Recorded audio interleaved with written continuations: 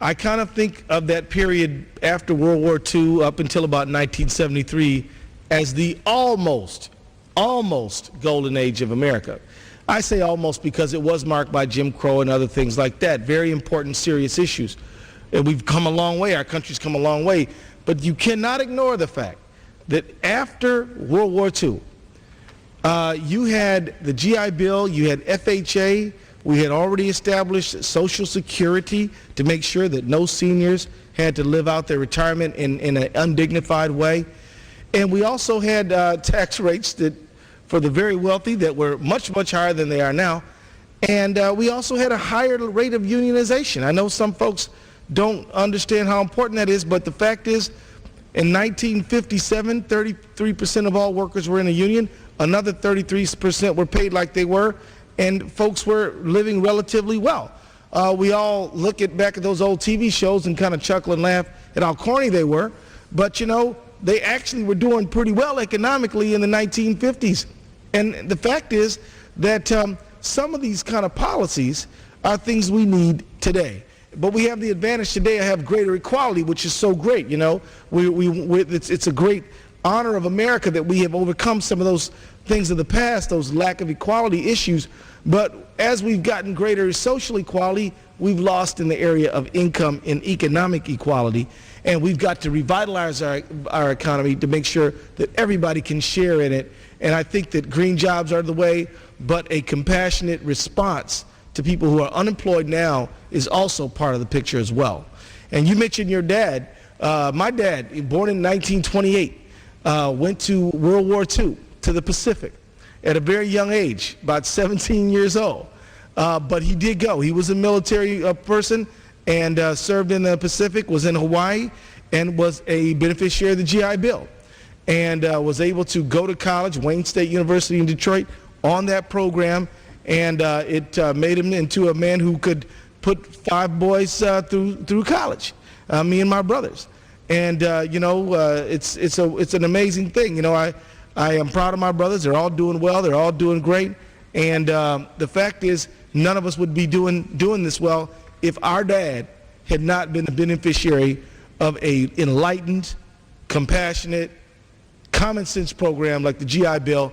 And I'm glad that we were able to pass it through this House, and I pray that the President sees the light and passes and signs that bill, to understand veterans as an important component in our economy, because when you just separate the soldier from the economy, you forget that the soldier's coming back. And we gotta, and they should have a good way to go when they get back. You know, I also just wanted to mention, as we start walking into our final 15 minutes tonight, that you know, we just had a Veterans Day, and just had a Memorial Day, excuse me, and on that day, you know, I was proud to I'm proud to tell you that a number of our veterans are well aware of some of these programs. A number of them are well aware of the work that Congress is trying to do, not always with a cooperative White House, but on some things we have found cooperation, and we're thankful for that. And I just want to mention to you as well that it's really tough when our veterans have to deal with foreclosure. I've had a few vets in my house, in my district, while they were away. They had only their spouse to try to keep up the mortgage and have fallen behind. And I bring that up only because, you know, I think that it's important as we talk about this that we do mention that a part of what this Democratic Congress and this difference makers, this freshman class has been a part of, is trying to close the gap when it comes to the foreclosure crisis. You know, I don't have to tell you, Mr. Perlmutter, that we're dealing with about 2,800 foreclosures a day. We're dealing with about 20,000 a week. We're dealing with a very serious problem, and I just wanted to point out that this foreclosure crisis is something that there has been bills introduced that try to forestall foreclosure for a veteran, for a soldier who's overseas, but it's something that really is affecting our entire economy. We've passed bills through the House recently that would allow FHA to put it in a position to help to buy some of these mortgages and restructure them going forward. I think it's important that we point this out because the Congress has been responsive. You and I are both on the Financial Services Committee, and so we both know that we've been working on this housing issue quite a bit. And also last December, I believe, we also passed a bill through Congress on to try to stop an anti-predatory lending bill that I think should pay some good dividends if we can get that enacted into law. But this foreclosure crisis is hitting our veterans, and it's hitting all not just people. The individual who is getting their mortgage restructured with the FHA assistance who will benefit.